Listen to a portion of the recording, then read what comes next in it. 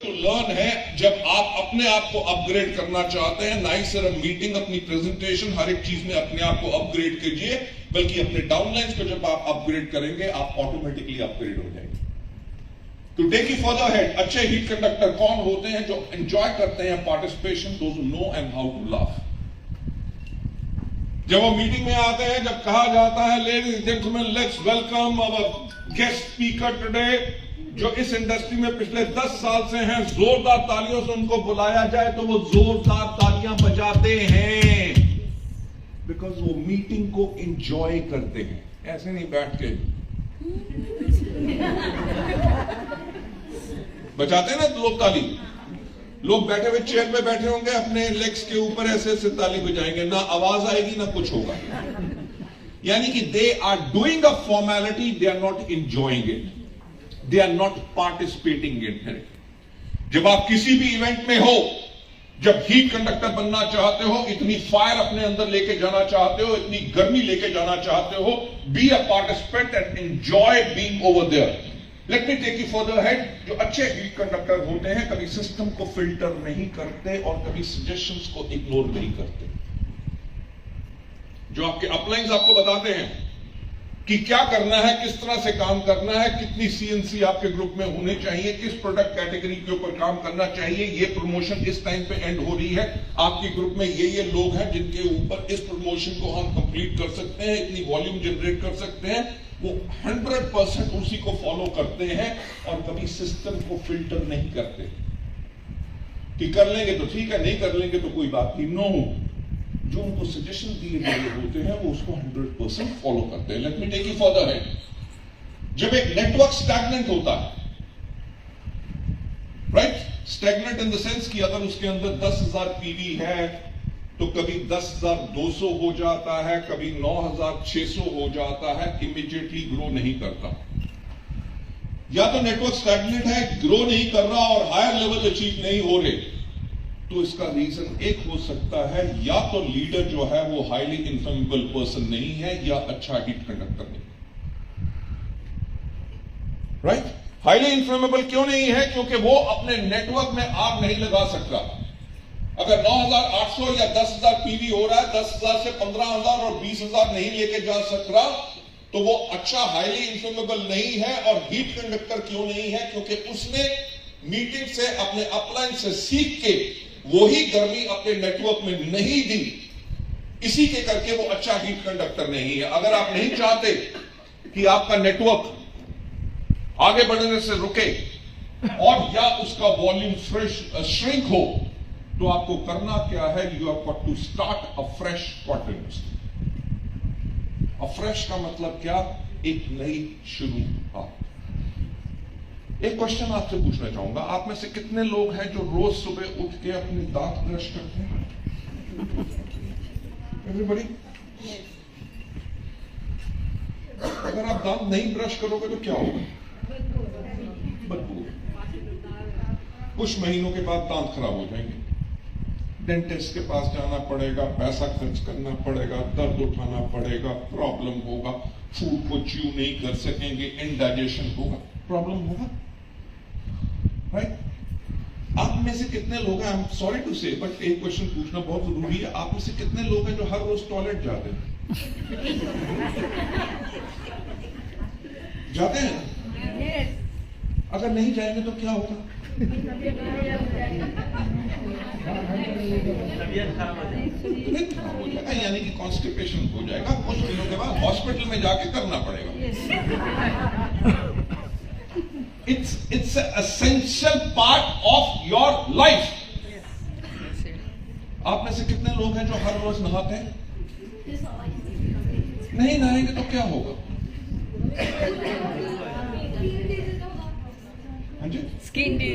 Skin diseases होगा, you will become dirty, you will become smelly, आपको ठीक नहीं लगेगा। लास्ट क्वेश्चन, लास्ट नहीं बट सेकंड लास्ट, आप में से कितने लोग हैं जो हर रोज खाना खाते हैं? खाते हैं ना? कितनी बारी? 3 बारी। अगर एक बारी खाएंगे तो क्या चलेगा कि नहीं चलेगा? चलेगा, बल्कि बॉडी कमजोर हो जाएगी। पूरा एनर्जी नहीं मिलेगा. For the optimum functioning of the body, if the God says and the requirement of the body is 3 meals a day, in that case you have got to have 3 meals a day. आप में से कितने लोग हैं जो रोज रात को सोते हैं और सुबह उठते हैं? नेसेसरी है कि नहीं? हाँ या ना? हाँ या ना? हर रोज करते हैं? पर पॉइंट ये है कि जो आज आपने किया कल भी करेंगे, उसके बाद नेक्स्ट डे भी करेंगे, उसके बाद नेक्स्ट डे भी करेंगे, उसके बाद नेक्स्ट डे भी करेंगे, उसके बाद नेक्स्ट डे भी करेंगे. ट्राई टू रियलाइज कि ये जो काम आप हर रोज करते हैं, आप करते क्या है? हर रोज एक नई शुरुआत.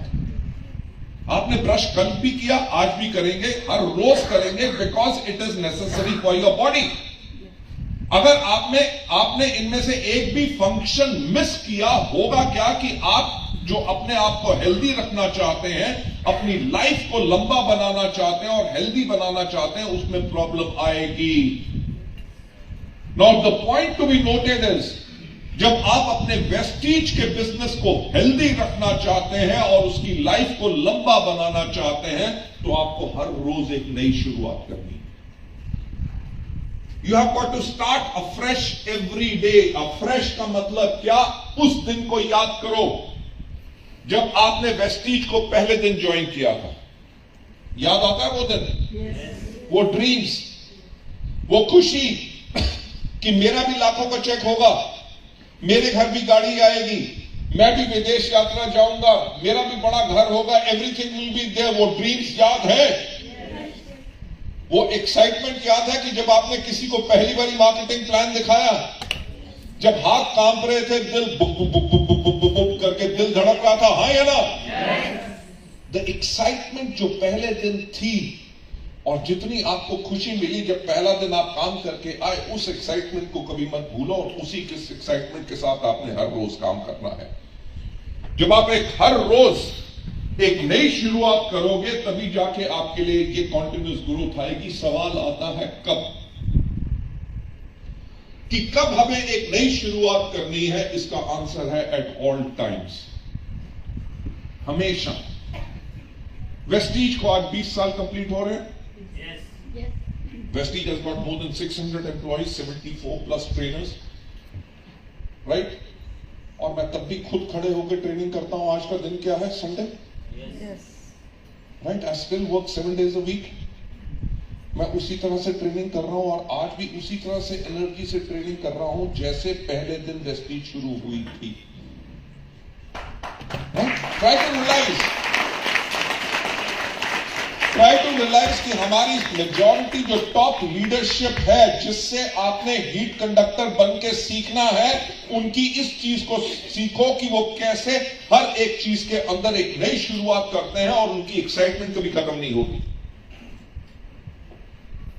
अभी मेरे को मीटिंग करते हुए कितना टाइम हो गया? आधा घंटा हो गया. अब तो ज्यादा ही हो गया. Thank you. But the point is, जब तक मैं ये ट्रेनिंग करता रहूंगा, मेरी ना तो एक्साइटमेंट में कमी आएगी ना कुछ होगी. आज से अगर 30 साल पहले मैं जो ट्रेनिंग करता था वो इसी एक्साइटमेंट से करता था, आज भी करता हूं. क्यों? क्योंकि आज के दिन पे भी हर मीटिंग मेरी जिंदगी की सबसे इंपॉर्टेंट मीटिंग होती है. ये चीज आपने अपने माइंड में रखनी है. आप कभी होम मीटिंग करने जा रहे हो, आप 1-to-1 मार्केटिंग प्लान शो कर रहे हो, आपने हर एक मीटिंग को अपनी जिंदगी की सबसे इंपॉर्टेंट मीटिंग समझना है. क्योंकि आपको नहीं पता कि आज जिस पर्सन को आप उस मीटिंग में टच करेंगे, उसके अगले 3 साल के बाद उसके 50वें लेवल पे कौन आदमी आएगा जो डबल यूनिवर्सल क्राउन डायरेक्टर बन के जाएगा और आपको जिंदगी में करोड़ों रुपए की आमदनी देगा. आपको पता है? जब पता नहीं है तो you have got to treat your every meeting as the most important meeting of your time. Answer यही है कि आपने हमेशा एक नई शुरुआत करनी है. सवाल उठता है क्यों? हमें क्यों नई एक शुरुआत करनी है? इसका सबसे बड़ा आंसर है to set higher standards, to continuously break through difficulties and अपने पर्पस, अपने आप को एक्सीलेंस पे ले जाने के लिए. ये टीम को कंटिन्यूसली ग्रो करने के लिए जो मैं हमेशा कहता हूं, हर रोज एक नई शुरुआत, ताकि हम एक कंटिन्यूस ब्रेक थ्रू ले सकें। ब्रेक थ्रू का मतलब जो भी हमारे पास प्रॉब्लम है उसमें से हम सोल्यूशन कैसे निकाल सकें। हर एक लेवल पे अलग अलग डिफिकल्टीज होंगी। एक लेवल पे डिफिकल्टी हो सकती है, एक नेटवर्क है जो 3500 पीवी करता है और वो 3500 पीवी पे ही अड़ा है। उसमें आप 5 मीटिंग कर लो, 10 मीटिंग कर लो, उनका पीवी बढ़ता ही नहीं। ठीक, आपके पास कोई ऐसा लीडर हो सकता है जो एलओबी के पास जाके हमेशा 400 पीवी से छोड़ देता है। आपके पास ऐसे लोग हो सकते हैं जो कंसिस्टेंसी में ऑर्डर डालते ही नहीं। आपके पास ऐसा पर्सन हो सकता है जिसको आपने 10 बारी वेस्टीज का मार्केटिंग प्लान बताया और वो ज्वाइन करने के लिए रेडी ही नहीं। आपके पास ऐसा पर्सन हो सकता है जिसने वेस्टीज में बहुत अच्छा काम किया, उसके बाद वो ठंडा बैठ गया, अब वो भी प्रॉब्लम है।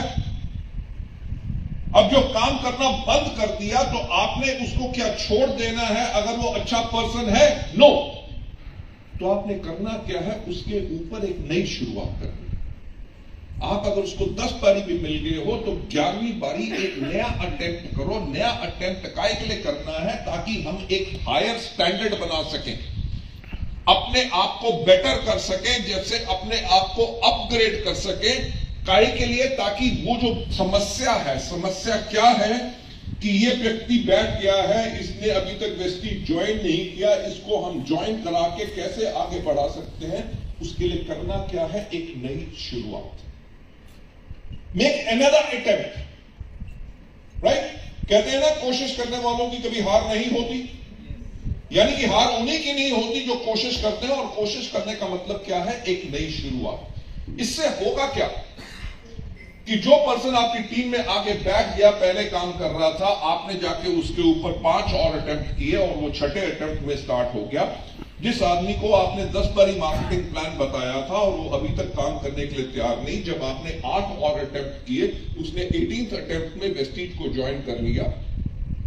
तो इससे हो क्या जाता है कि आप अपने आप को अपग्रेड कर लेते हो।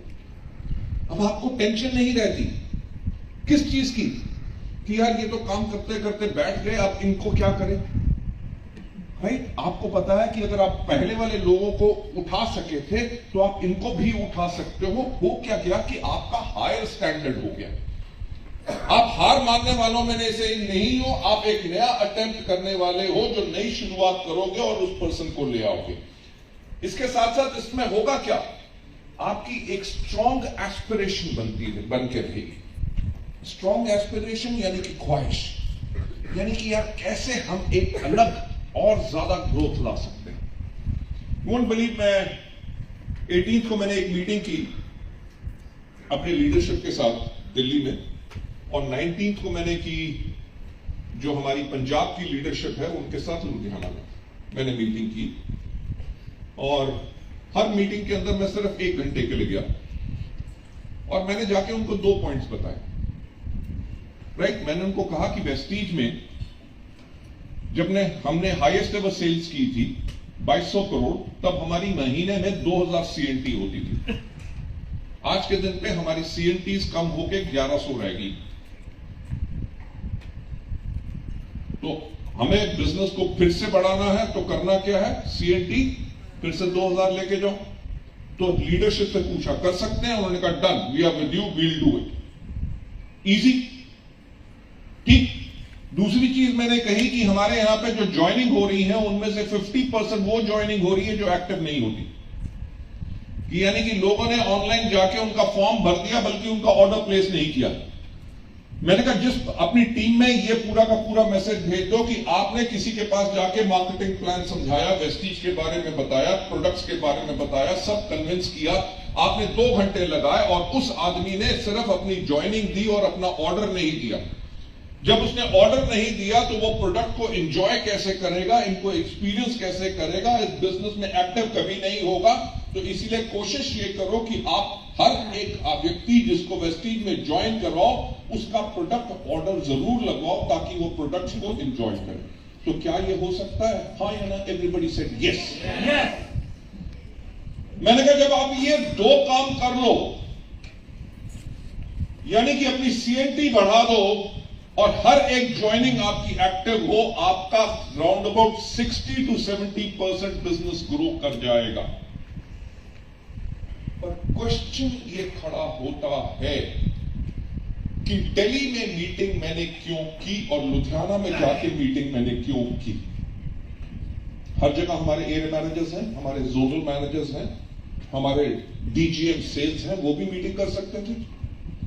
पर एज ए लीडर, जैसे आप अपने नेटवर्क के लीडर हैं, मैं आपकी तरफ से इस बात को कह रहा हूं, एज ए लीडर आपको यह करने की क्यों जरूरत है? Because to maintain strong aspiration.